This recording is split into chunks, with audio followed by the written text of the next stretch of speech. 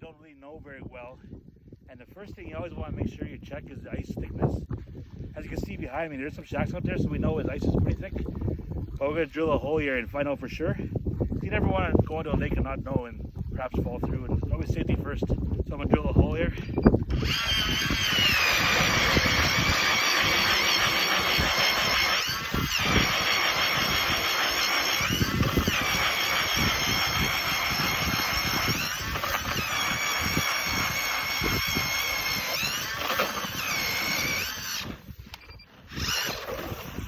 So as you can see, that ice is probably 16 to 20 inches thick.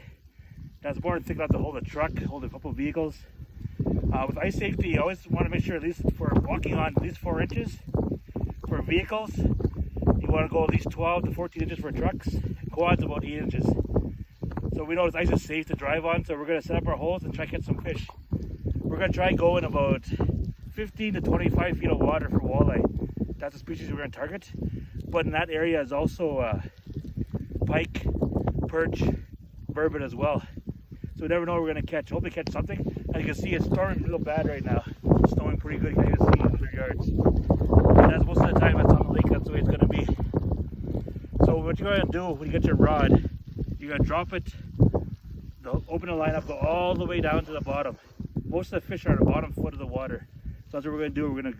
We're going to isolate that 1 foot bottom area.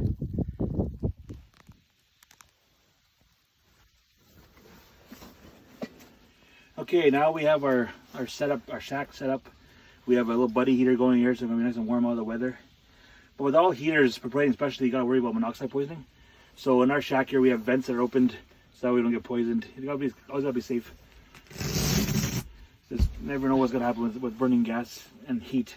So what we're fishing in 19 feet of water here, right on the edge of the drop off. This hook I'm using is called a PK Flasher. It's got a rattle on it. It's a good hook to use. So what I'm gonna do is I'm gonna put a minnow on there. It's a big minnow though. So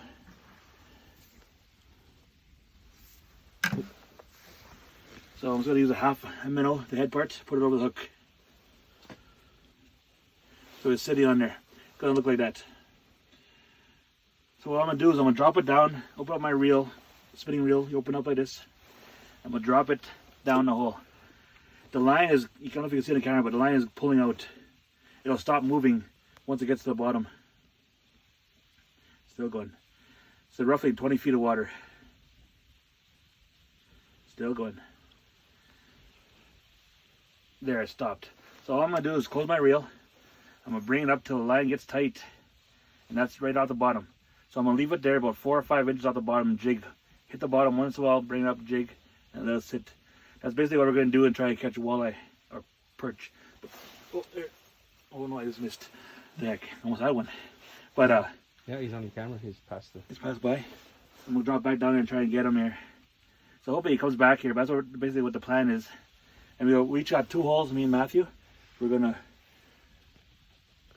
This one has a live minnow, and you can see him pulling a little bit. And usually at times when they have a live minnow, if it starts moving, there might be a fish down there.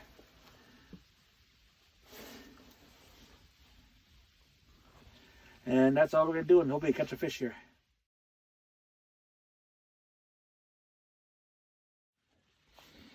Okay, so update, we're here about an hour. Matthew caught 1 walleye so far. It's too little to keep though, so we threw him back.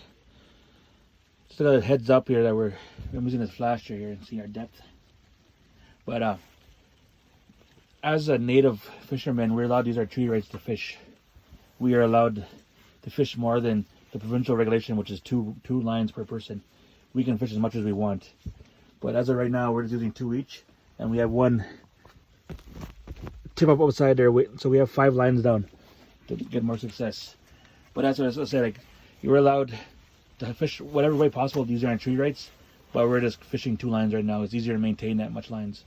We could go in net if we wanted to. We can go spearfish. We can use barbed hooks if we want to in Manitoba or Saskatchewan or Alberta, it doesn't matter. As long as we don't abuse our rights.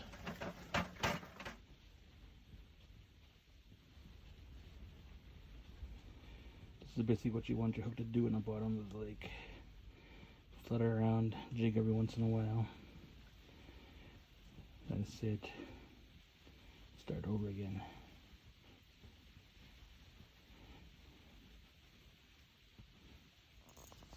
Don't lose them.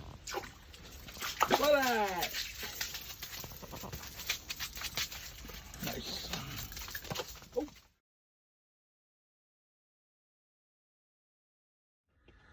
Well, it's been a good couple days of fishing. I mean, a good couple hours of fishing. Caught about 3 fish altogether.